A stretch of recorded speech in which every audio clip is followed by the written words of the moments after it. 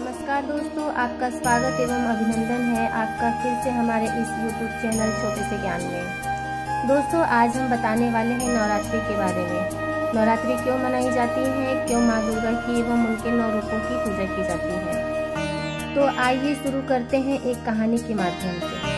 दोस्तों, प्राचीन काल में मनोहर नगर में एक पीठक नाम का एक ब्राह्मण रहा करता था। वह माता भगवती का बहुत ही बड़ा भक्त था। उसकी एक पुत्री थी, वह बहुत ही सुंदर एवं सर्वगुण संपन्न थी। उसकी पुत्री का नाम सुमति था। वह पुत्री अपनी सहेलियों के साथ रहती और उनके साथ ही खेलती रहती थी। और उसके पिता हर रोज माँ भगवती की आराधना करते और हवन किया करते थे, जिनमें उनकी पुत्री उनके साथ हवन पूजा किया करती थी। एक दिन की बात है, सुमति अपनी सहेलियों के साथ खेल में इतना खो गई कि वह अपने पिता के साथ माँ भगवती की आराधना एवं हवन में उपस्थित नहीं हो पाई। उसके पिता को उस दिन अपनी पुत्री के ऊपर अत्यधिक क्रोध आया और वह क्रोध में बोले, दुष्ट पुत्री, आज तूने माँ भगवती के हवन पूजन नहीं किया है और सजा के लिए मैं किसी कुष्ठ रोगी से या दरिद्र के साथ तेरा विवाह करूँगा।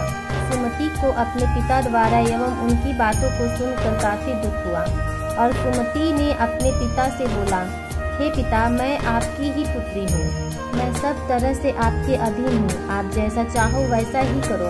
आप मेरा विवाह किसी से भी कर दो, होगा तो वही जो मेरे भाग्य में लिखा होगा। और मेरा विश्वास है कि जो कर्म करते हैं हम, उसके अनुसार ही फल मिलता है। कर्म करना मनुष्य के अधीन है और कर्म के अनुसार फल देना ईश्वर के अधीन है। तो हमें अपना कर्म करना चाहिए, फल की चिंता नहीं करना चाहिए। पुत्री की इस प्रकार की वचन सुनकर ब्राह्मण ने गुस्से में अपनी कन्या का विवाह कुष्ठ रोगी के साथ कर दिया और जाते जाते अपनी पुत्री से कहने लगा, हे पुत्री, अपने कर्म का फल भोगो और देखते हैं तुम अपने भाग्य के भरोसे क्या कर पाती हो। सुमति अपने पिता की कड़वी बातों को सुनकर उसके मन में विचार आने लगा कि मेरा बहुत ही दुर्भाग्य जीवन है। मुझे ऐसा दुर्भाग्य पति मिला। ऐसा दुख भरा विचार लेकर सुमति अपने पति के साथ अपने पति के घर चली गई। और एक दिन सुमति अपने आंगन में माँ भगवती की आराधना करते हुए रोने लगी। माँ भगवती उसका रोना सुनकर प्रकट हुई और बोली, हे पुत्री, मैं तुमसे बहुत ही प्रसन्न हूँ। तुम जो चाहे वरदान मांग लो। तब सुमति ने पूछा, आप कौन हो? तब माँ भगवती ने जवाब दिया, बेटी, मैं आदि शक्ति माँ भगवती हूँ। मैं तुम्हारे पिछले जीवन के कर्मों से बहुत ही प्रसन्न हूँ और मैं तुमको कुछ वरदान देना चाहती हूँ। तब सुमति ने पूछा, हे माँ, मैं नहीं जानती कि मेरा पिछला जीवन कैसा था।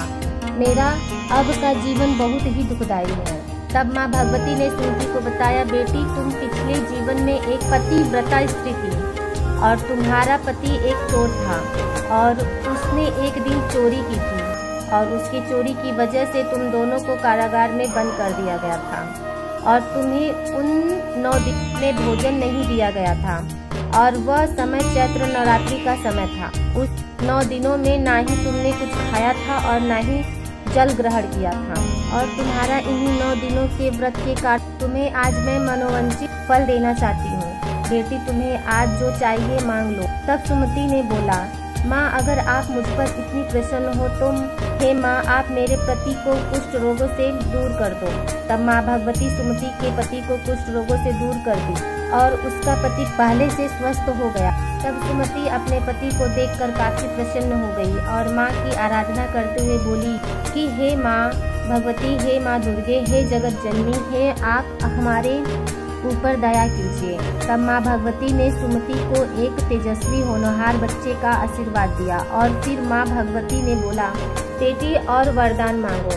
तो सुमति ने कहा, हे माँ, यदि आप हम पर इतना प्रसन्न हो तो आप हमें चैत्र नवरात्रि पर मिलने वाले फल का विस्तार से वर्णन करिए। तब माता भगवती ने कहा, हे पुत्री, मैं तुम्हें समस्त पापों, समस्त दोषों का नाश करने वाली चैत्र नवरात्रि की विधि बताती हूँ, जिसको सुन मन से मोक्ष का मार्ग आसान हो जाएगा। इस प्रकार चैत्र नवरात्र से जुड़े हुए सभी विधि एवं मिलने वाले फल बारे में माँ भगवती सुमति को आसान तरीके से बताती।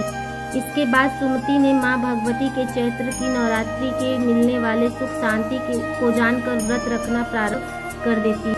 तो दोस्तों वीडियो अच्छी लगी तो लाइक करें, सब्सक्राइब करें, शेयर करें। धन्यवाद।